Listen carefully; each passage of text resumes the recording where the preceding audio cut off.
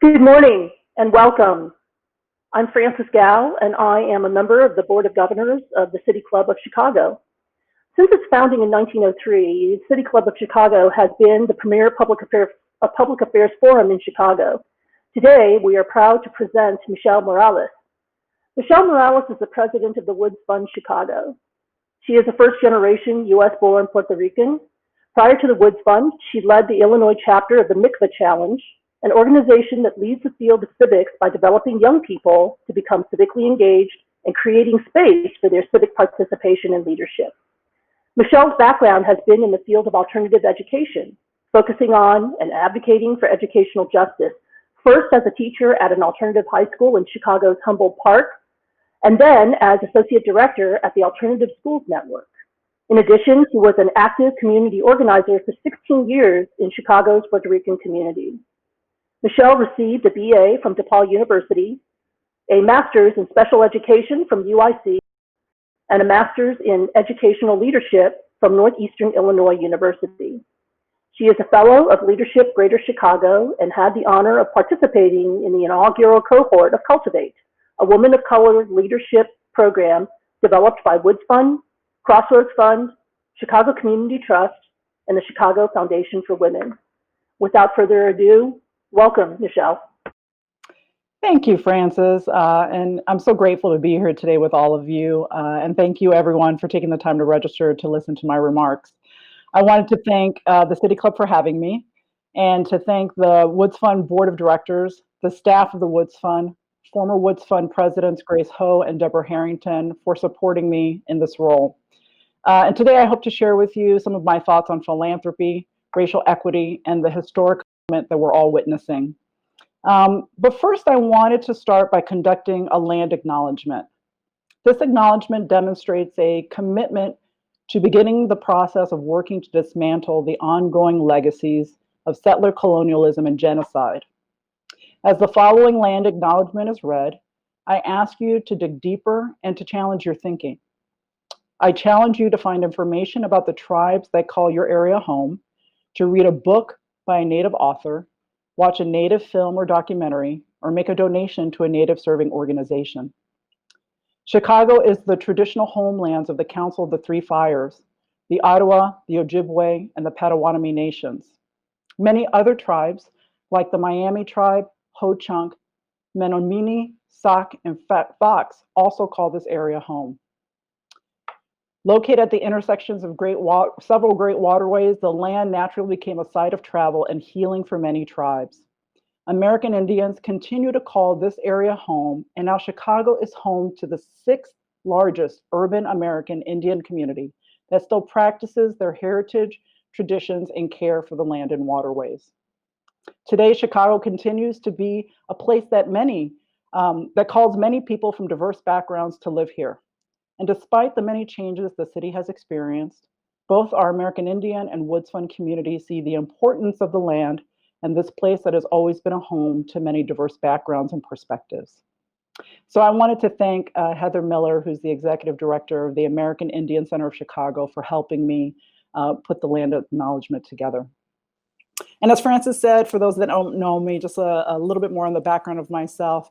I think it's important to say that I am a first-generation U.S.-born Puerto Rican woman. And so that lends it a unique experience growing up in this country with parents who migrated here from Puerto Rico. And I'm one of 3 Latinas in the city of Chicago who currently lead a foundation. 9 months ago, I transitioned from being a leader predominantly in the nonprofit sector to Woods Fund. And like everyone, right, what a roller coaster the last 4.5 months have been. And while we may all reflect on the past couple of months and say things like, who knew? Who knew that we would be experiencing a global pandemic? And who knew that we would currently be witnessing the largest movement in US history?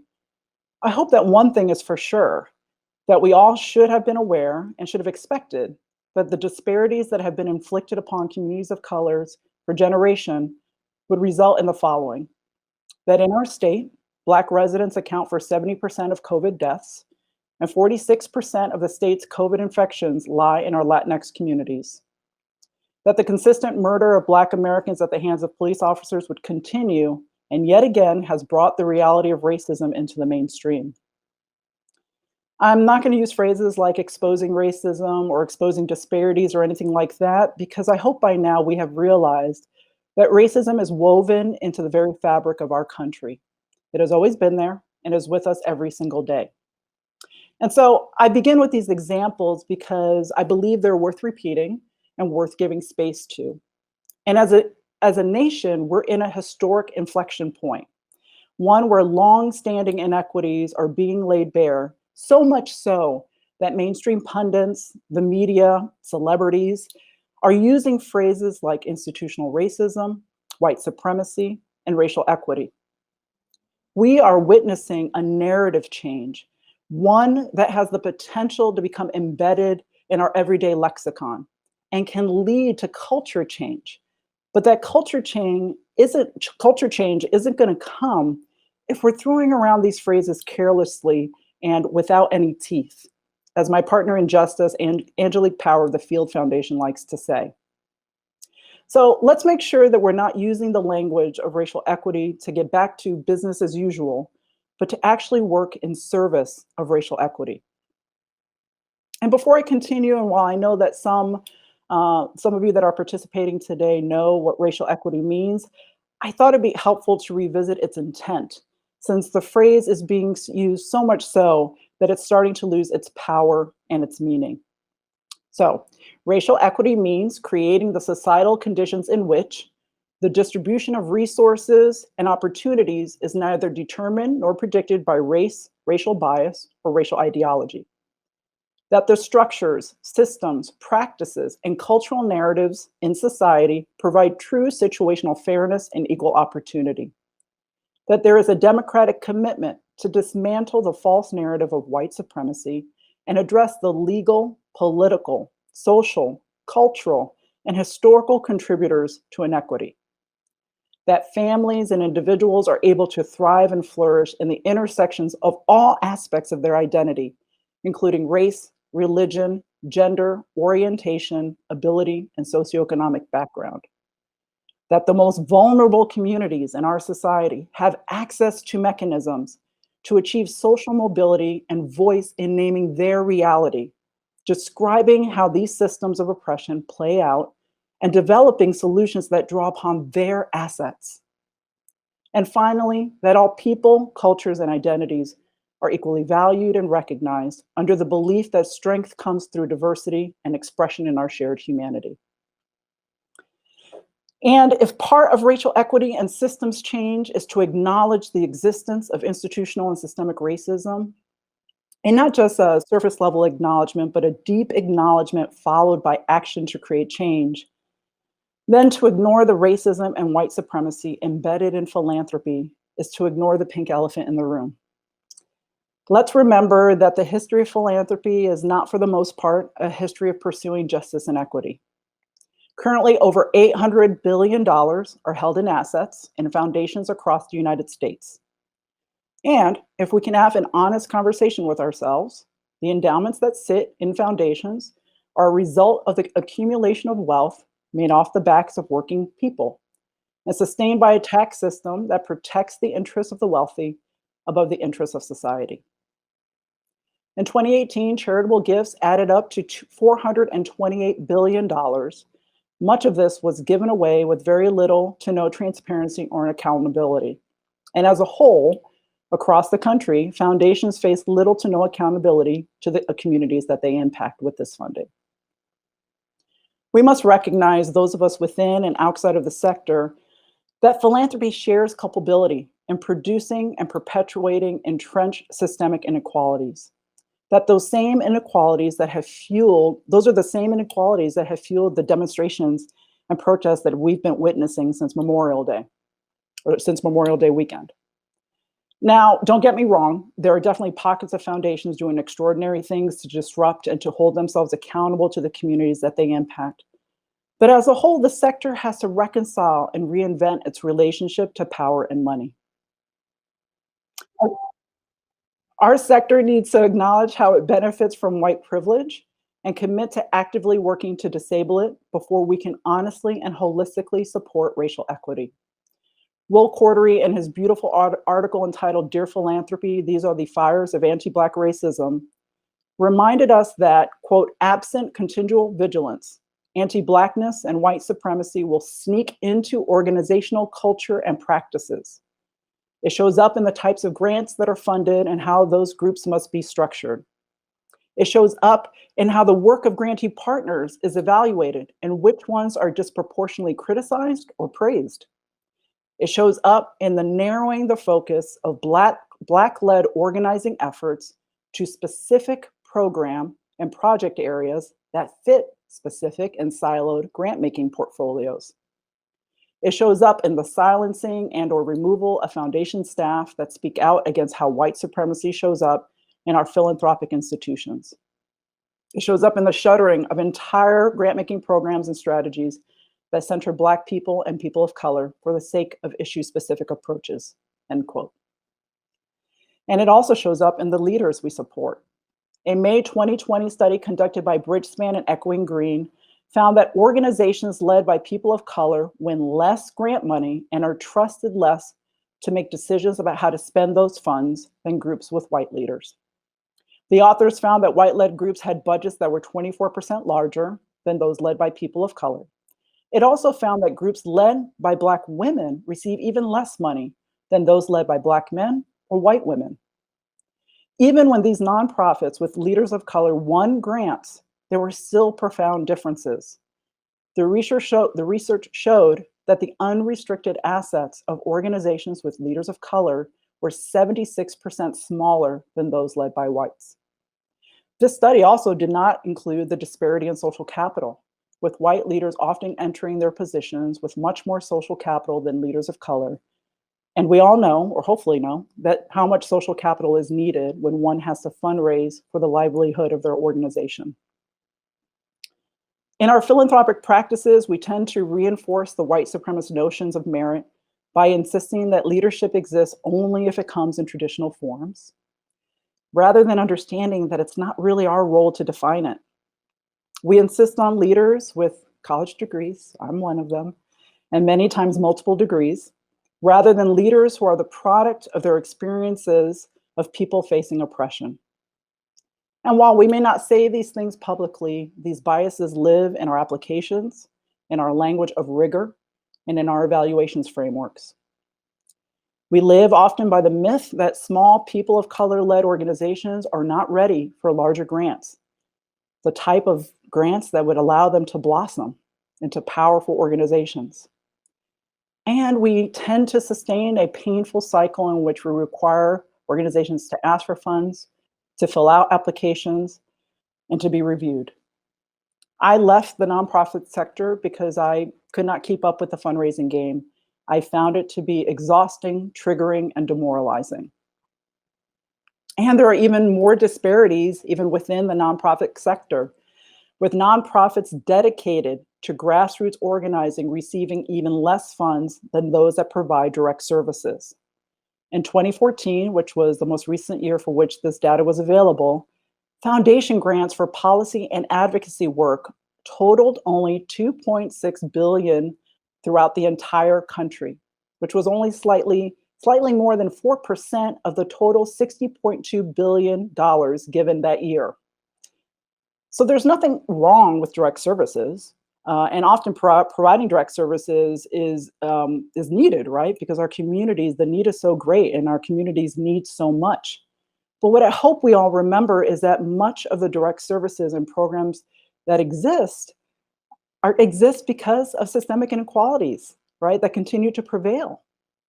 Sometimes it feels like our sector seems very comfortable funding the results of racism instead of attacking the root cause of racism itself. You know, a question I often ask myself is, why can't we fund both equally as a sector? They're both needed to move our communities forward. Why do we pit one strategy over another? You know, activists are fighting for the survival, literally, of our democracy, the survival of our humanity, for community rooted in notions of belonging, economic justice, and racial equity. It's so important for us to reinforce those messages and narratives in all of our work, and for philanthropic institutions committed to progressive values to make their funding decisions accordingly. And so this brings me to the incredible and profound historic moment that we're all witnessing. You know, the current uprisings echo another moment in our history. 6 years ago, another murder of a Black man prompted anger at a national scale, the murder of Michael Brown. Philanthropic organizations at that time were deeply moved, as we are now. Not only did philanthropy witness yet another horrific death of a Black person at the hands of those that are supposed to protect the public, but it also witnessed the power of social movements when they're able to be nimble, responsive, and strategic. Again, we're witnessing that again. We have the privilege to witness that again. And at that time, philanthropy heard the call loud and clear, the call to action, which was fund movements and movement infrastructure to advance racial justice. Tons of philanthropic institutions showed up. But unfortunately, it didn't take long for philanthropy to begin to shift its priority from funding people of color-led movements to funding specific interventions it thought it was best for communities of color. Now, for some of you, this may seem like a minor distinction, but it tends to show up in how we do philanthropy, so to speak, how we redirect the flow of resources to people of color-led organizing work, and then make determinations on what we think would be the best approach for that work. So less than 3 years after the death of Michael Brown, the philanthropic commitment for Black-led movement work and people of color movement work became undone. And here we are again. But let me just add that while the philanthropic commitment unraveled, the passion drive of organizers of color did not, as we're witnessing. And just to throw one more example at you, during the civil rights movement, philanthropy made funding available for the fight to desegregate schools, but would not fund any work to end lynchings. This forced movement leaders to narrow their focus, again, moving from organizing often to direct service work. Foundation has only offered short-term funding in response to certain incidences, but that support quickly fizzled out. And often, philanthropy, sometimes we tend to opt for rapid response grants rather than making the long-term commitment to advance movements and systems change. There's a saying that has made its way in the last couple of months through social media, that if Martin Luther King were alive today, philanthropy would not fund him or his work. So what do we do, my fellow philanthropic colleagues? Well, we should fund community grassroots organizing as a start. If you're on this call and you're in philanthropy, you've probably heard me say this in the past. And we should fund the hell out of it. As my other partner in justice, Jane Kimondo of the Crossroads Fund likes to say, we should fund them like we want them to win. If we expect to see racism dismantled, if we expect to see white supremacy eradicated, we have to fund racial justice work and organizing that centers power building to counter any anti-Blackness.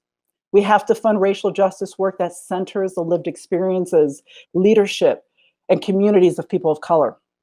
We have to fund spaces that foster a radical imagination and a creation of a new way of being.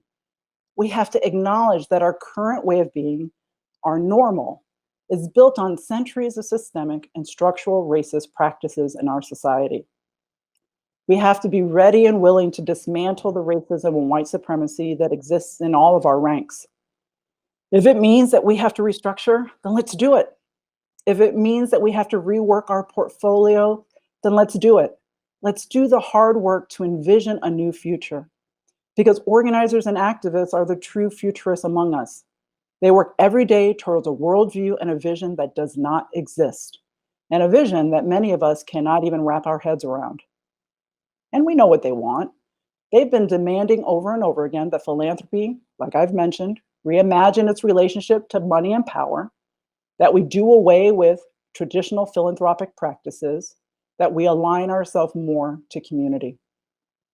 We're in a critical moment of crisis and transition, one where transformative change is possible because society at large has now seen the chasms, if you will, in our safety net. People are hungry for real change, profound change that will last. So now is not the time for pragmatism.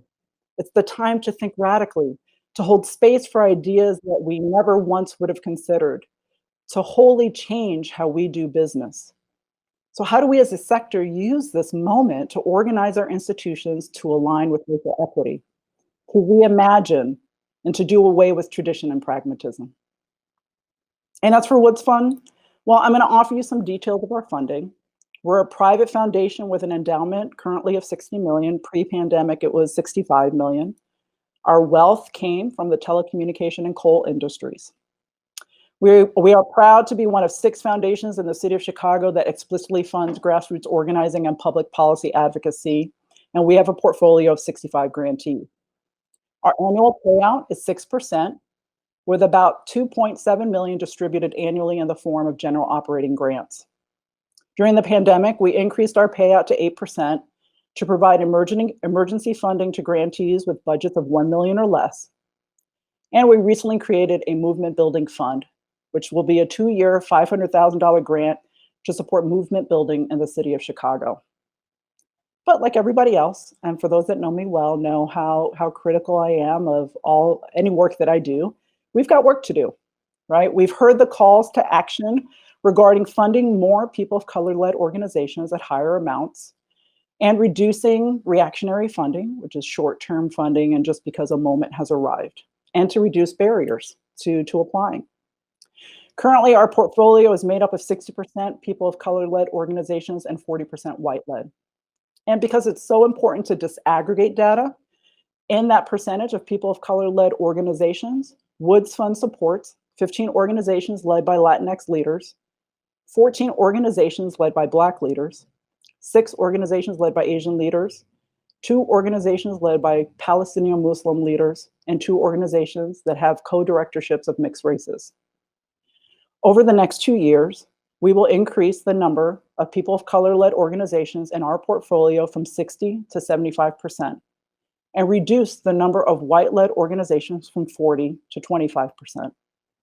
In the future, for white-led organizations to receive funding from the Woods Fund, they must demonstrate diversity in their executive leadership and their board makeup. We will flip the script in how we fund, funding smaller organizations at higher levels, and we're working on restructuring our application and evaluation process to reduce the burden on organizations applying for funds. To those of you that are outside of the philanthropic sector, I encourage you and expect you to hold us accountable. And so I'll state it again, this is the time for us to use this catalytic moment to really create transformational change. For America to achieve a racially equitable democracy, power and resources will have to be changed in fundamental ways. Do we have the willpower to create this change? Or will we, as a sector and as a city, allow this moment to pass us by? And the bigger question is, will you, the public, let us? So, thank you. Thank you, Michelle. So now we have an opportunity for some questions and answers with Michelle. If you have questions relating to her work or her discussion, please feel free to send them through and we'll select some to ask her. So let's start off with one that has been asked by Booker T. Washington and W.E.B. Du Bois disagreed over whether the path to racial equity lay through political power or through economic mobility. Michelle, is this debate still relevant today? I think so. For people who are not aware, there was a debate between Booker T. Washington and W.E.B. Du Bois around political action, a civil rights agenda, which was supported by Du Bois. And then Booker T. Washington that often said that to win the respects of whites, African Americans needed to be fully accepted as citizens and integrated into all strata of society. I think what we have witnessed, and there's a lot to unpack there, but we have witnessed is that often we have believed that the more and more that people of color are integrated into our economy, then the more change we will see. And I think we're seeing that that is not the case. And that is not even the case as we see more people of color even voted into office. What we're still seeing is a profound disconnect in terms of the needs of communities and communities of color. It also plays into, I think, often the argument that happens around the model minority myth, right? That the more that as a person of color you integrate into the society, that you adopt the normative ways of being, the more you will be accepted, the more that you can advance change. And that's a discussion that even happens in organizing circles of how often, and this happens within undocumented organizing around undocumented immigration, that there's often camps that will promote, right, the model immigrant, the immigrant that has not created harm or crime or things like that, to separate, right, and to reinforce the model minority myth. And I say a myth because I think we've seen this from quote unquote law-abiding citizens who are still harmed by the racism that exists in our country. And for us to see change, we truly, it's about undoing racism. It's about undoing white supremacy. It's about having a reckoning as a country with those elements that are still entrenched in our everyday practices. Thank you. LaShawn Jackson from the Circle Foundation asks, what do you think is most important for leaders, particularly Black and Latino, to act upon in regard to the advancement of social justice of minorities?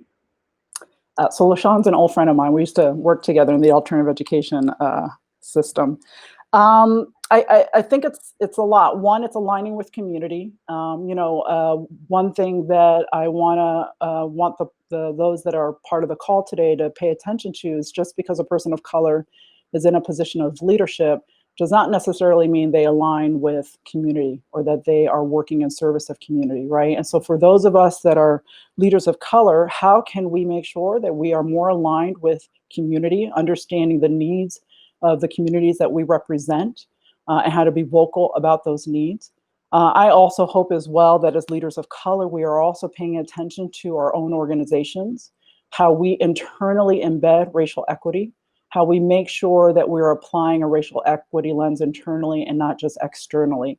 I raised that point, actually, it was the staff at Mikva challenged my first year of leadership that really challenged me on that, because I came in with some not so healthy notions of leadership and how to manage staff. And they really pushed and challenged me on how to think radically different about who I was as a leader and how to lead an organization and how to do the hard work of embedding racial equity.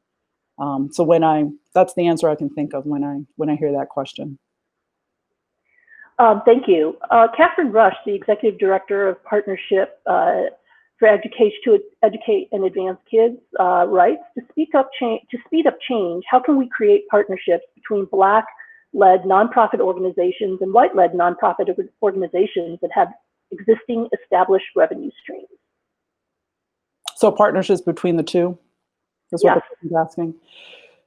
So I think there's always, the nonprofit sector in particular is always asked to collaborate.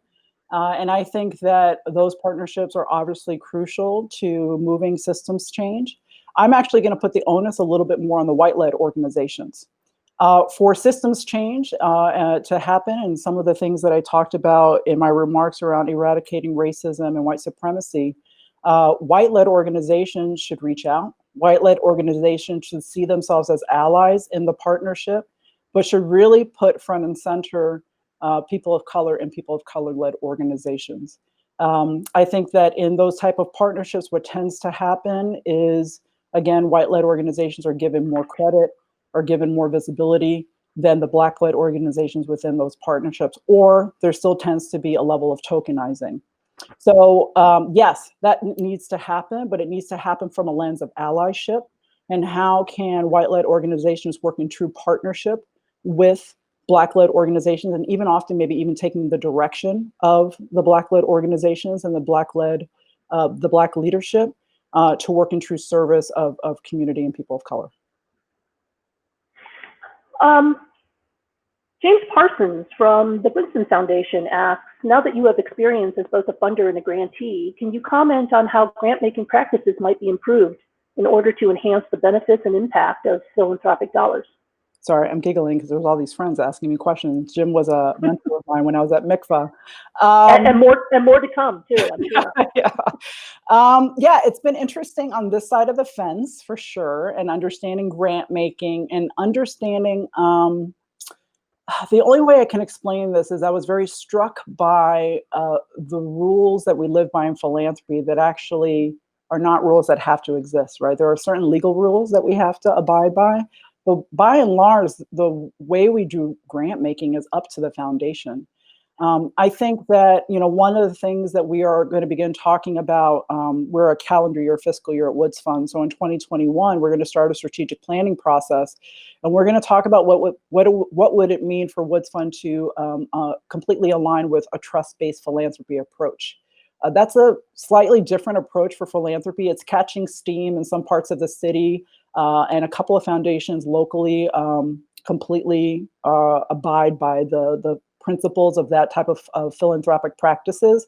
But it really means, how do you trust the organizations that you're funding to do the work that they're going to do, and begin to remove barriers around the constant review process, the constant evaluations, the constant need to ask for data that we don't use, that just sits around, and really making sure that what we ask of the organizations that we fund and support are being used to advance their issues, their causes, and their communities.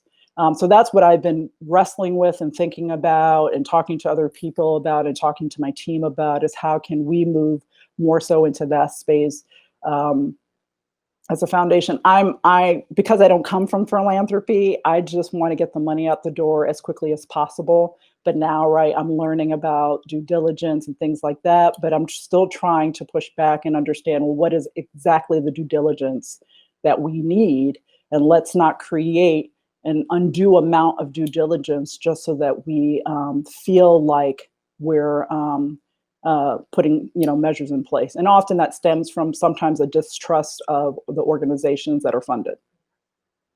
Okay. Mrs. Shaw Myers, Executive Director of the Springboard Foundation, asks, however challenged philanthropy is, corporate philanthropy is even further behind. How do we lean on CSR to be partners with nonprofits in this work? And then there is a follow-up, so let's go ahead and talk about that, and then I'll ask the follow-up. Yeah, I don't know if I have an answer for that. It's been actually pretty interesting for me to see I had thought that all philanthropy was philanthropy when I was in the nonprofit sector, and it's been interesting, again, now leading a private foundation, how separate, if you will, public and private foundations are from corporate foundations. And so I think a big first step is, how can we work more in collaboration with each other, and how can we make sure that, one, we're inviting corporate philanthropy to the table, but that they are also coming to the table, so that we can work in collaboration and in concert with each other to further support the nonprofits that we are working with. I think also, if corporate foundations were at the table more, and what I mean at the table, there's a ton of collaborative entities and practices in the philanthropic sector in Chicago, then they would be more exposed to these issues of racial equity and of white supremacy that we're discussing within the sector.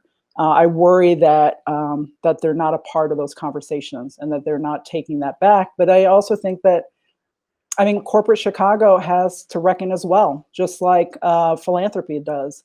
They have to reckon with their practices and how their practices have done harm to communities of color, as we just witnessed from the articles around the current banking and lending scandal, and how communities of color in Chicago were impacted by that. That's the best way I can answer that. I think it's a great way of answering it. The follow-up was whether we can, whether there's some way to create some benchmarks for corporations in their sponsorships and in their philanthropic direction and thinking. Well, I think there are definitely frameworks that people can adopt, right? That, you guys are going to get sick of me saying this phrase, that align with community, right? They can look at trust-based philanthropy. They can look at racial justice funding. There is, let me scroll through my notes really quickly. There's a great organization called the Philanthropic Initiative for Racial Equity that has tremendously tangible steps on how any foundation can align their grant making to racial justice. So that's two things. I think the other part, though, is in Chicago in general, and many of us within the sector, particularly those of us who are leaders of color, philanthropies in the sector, are talking about, is that there actually are not racial equity metrics. So everyone's throwing around racial equity. And in fact, we expect our grantees to adhere to racial equities, but there aren't actually metrics.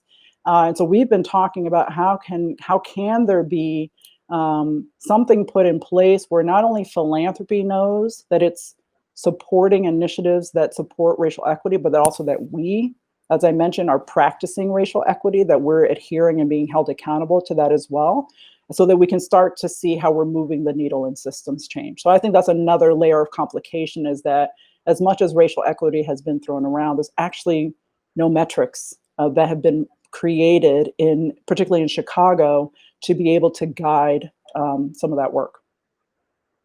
I'd like to follow up on something you just said.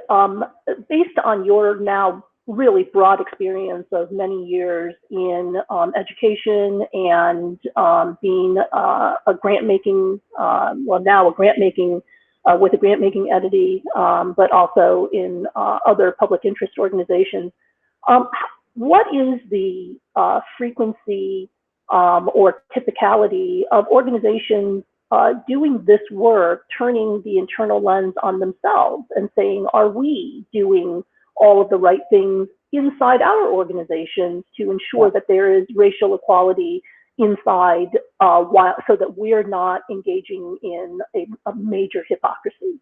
Yeah, I would say more so folks are focused on the external and not on the internal. I think if you followed social media or paid attention to social media during the when George Floyd was murdered, unfortunately, and so many organizations and corporations put out statements, they got some pushback on Twitter around some known practices or some known internal practices. It's a big passion point of mine to ensure that the organization that I lead, that centers racial equity and grant making, is as racially equitable internally. That's been a thing of mine since I worked at the alternative high school in Humboldt Park. So that means we have to look at our policies and procedures. We have to look at our compensation. We have to look at our benefits package, particularly if we have people of color on staff, right? And I think in the nonprofit sector, because I definitely was guilty of this. And again, I still credit the Mikva Challenge staff, my first year at Mikva 2015, for pushing me on this. You tend to fall into a scarcity mindset, and one that honestly aligns with capitalism, where you're constantly trying to save money. And obviously, this is where philanthropy doesn't help, right? Because we don't fund sometimes in the way that is needed. And so, racial equity also means, how are you creating the conditions internally?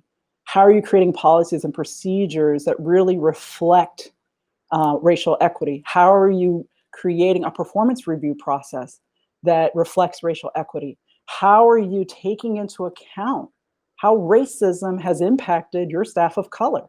How workplace trauma has impacted them? I just had a conversation with a colleague of mine who coaches, she just informally coaches me. And she said, Michelle, you have a tendency to ask for permission. You wait for permission. Well, that's trained in me. It's actually kind of beaten into me. I grew up asking for permission from very traditional Puerto Rican parents. And then in my work, for the most part, you didn't dare make a different move unless you asked for permission.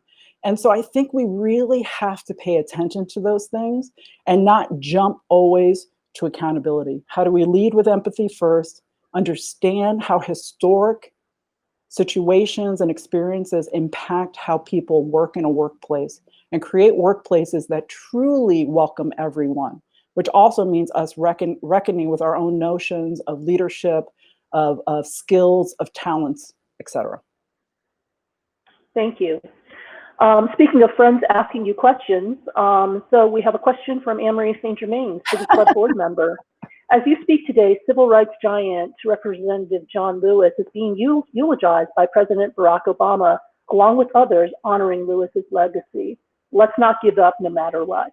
What can we as individuals do to help ensure true racial equality? I think we need to listen to organizers.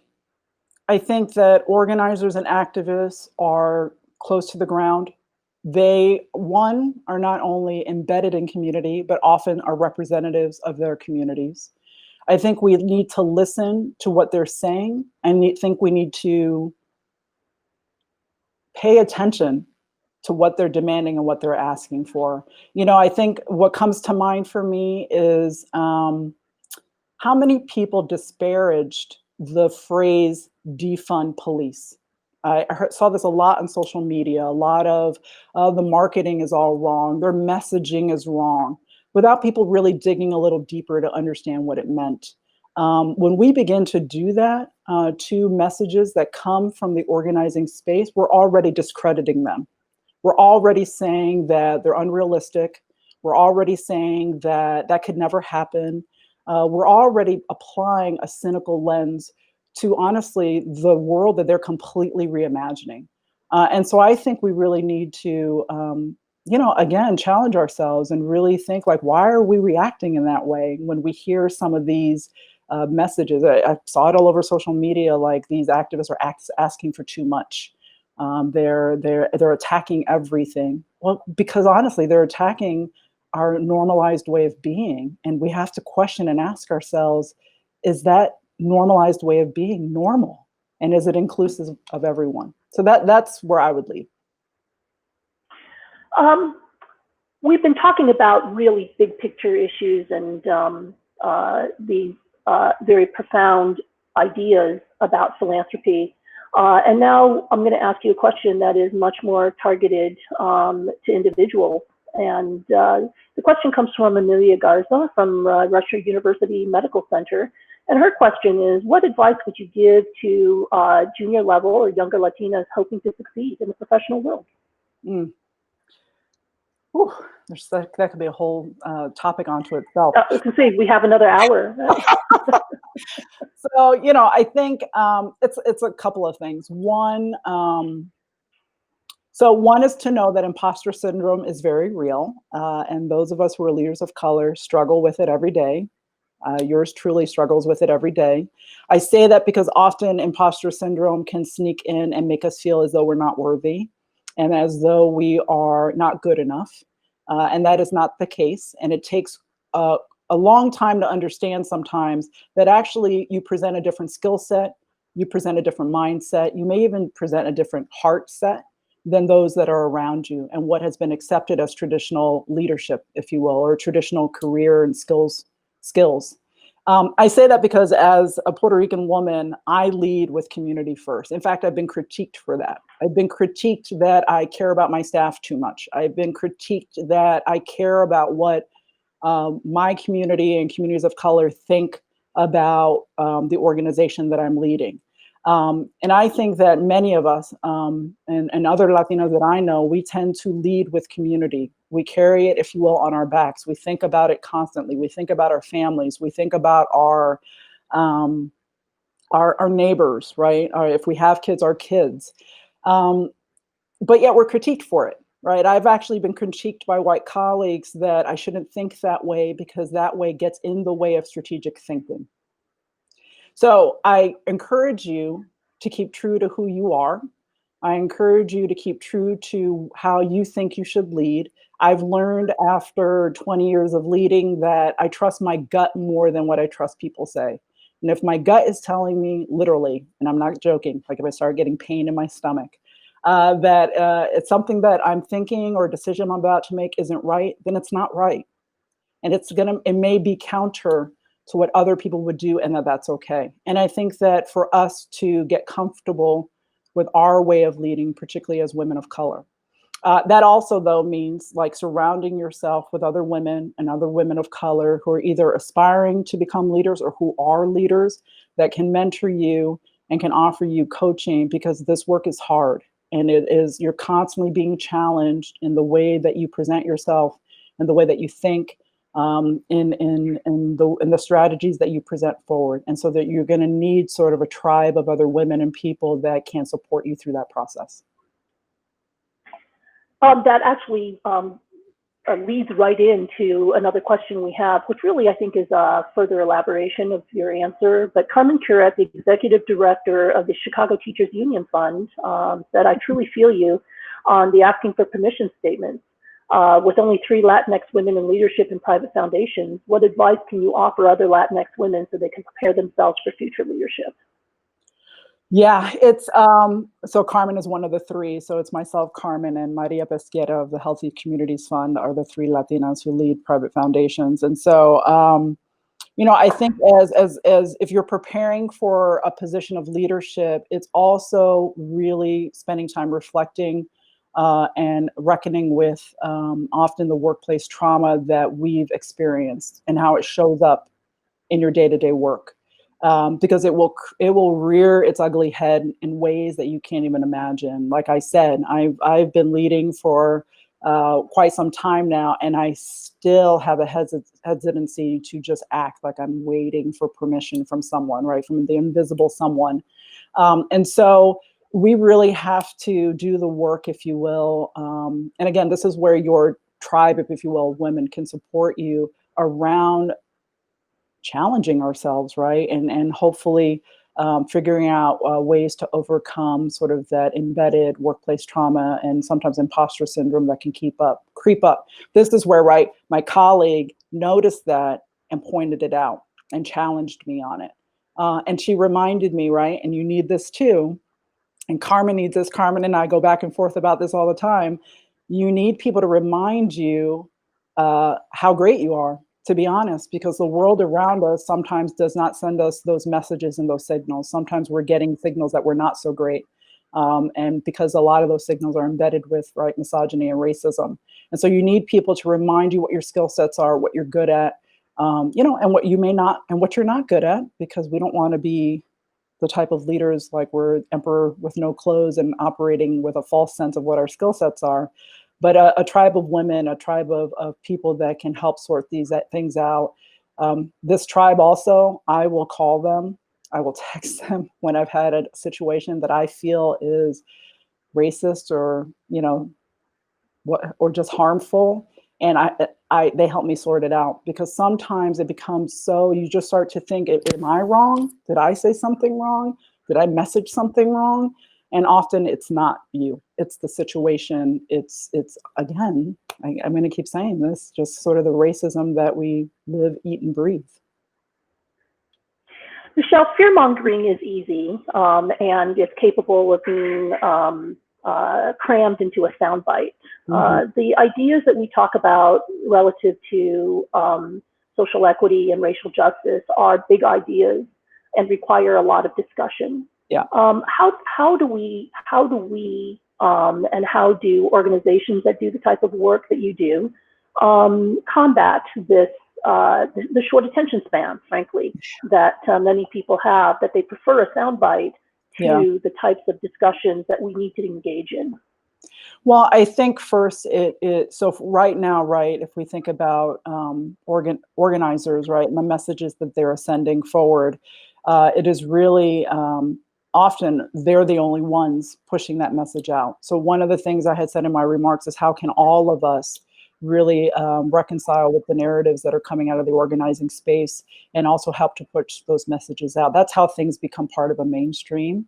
I was reading an article. Social media is another one, because it helps with sort of attention span. And obviously, as we're all still, for the most part, practicing, hopefully, some shelter-in-place measures, even though we've reopened, many of us are still on social media. So that's another way to sort of create some narrative change and some challenging of traditional thinking.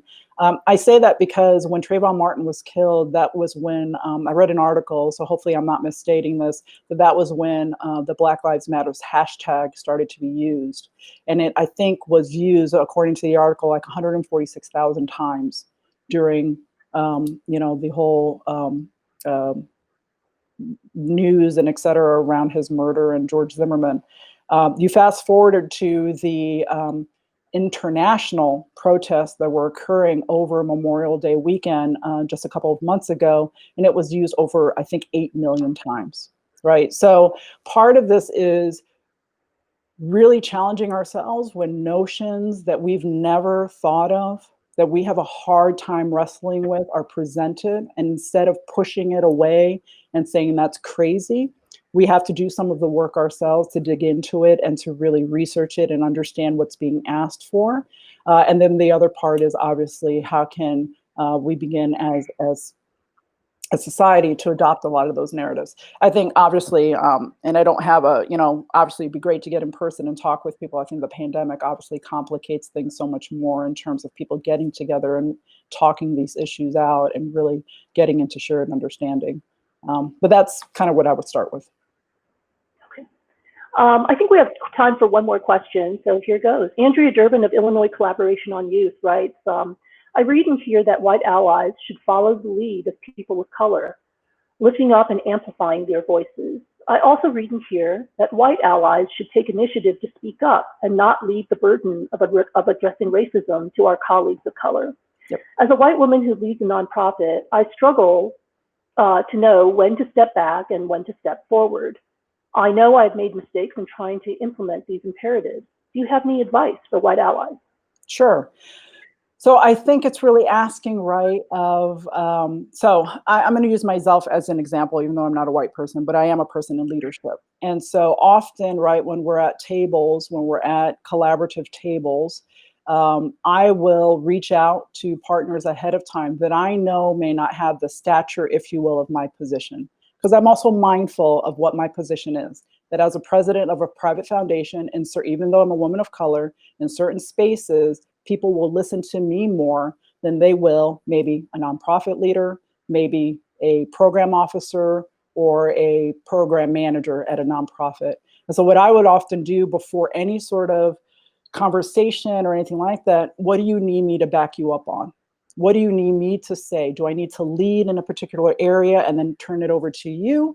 Are you going to say something that then you want me to chime in on and agree with? So that then I'm supporting the message that is really being led by either a grantee, a nonprofit, or another leader of color. And so I think, adopting some of those practices of how can we, there are moments absolutely when, white people need to step up and combat racism. And that really is involved in when you see it, call it out. And often what happens is it's expected that the person of color calls it out, right?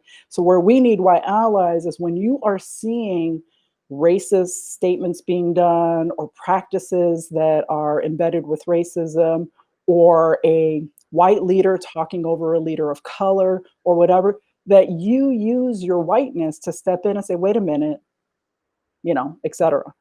And another way though, so there's that, but there's also how do we support leaders of color by supporting their messaging? And that's going to mean reaching out. That's going to mean understanding what their messaging is, understanding the why of their messaging, and then adding, helping to support that messaging to push it forward. Because we still live in a society where leadership, certain ranks of leadership are the messages from leaderships tend to be internalized more. And the messages even from white leaders, honestly, are internalized even more. So hopefully that makes sense. But Andrea, you're more than welcome to reach out. We can have a separate, longer conversation around this. Michelle, thank you so much. Everything you said was tremendously thought-provoking, and it shows us how much work we all have to do. And in appreciation of your coming here and sharing with us today, we have a lovely parting prize for you, and that is a one-year City Club membership so that you can come back and visit us more often. Yeah, and we look forward to seeing you. So thank you, guys. I was wondering how we were going to do this on video, since I've attended a lot of city clubs, and I was like, wait, am I going to get my one-year membership and my mug? And yes, because I'm in the studio, I did get the one-year membership and the mug. So thank you. Great. Well, and hopefully you'll still be able to use that one-year membership when we're able to return to eat lots of salads and Italian food for lunch.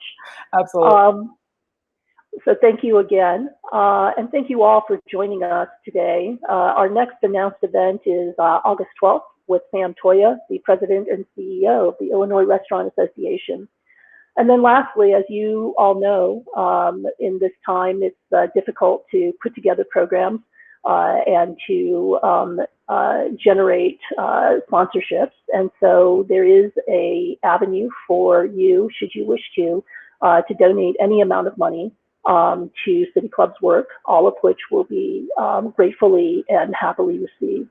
And with that, thank you again for joining. Thank you, Michelle Morales, for coming and doing this discussion with us. And we are adjourned.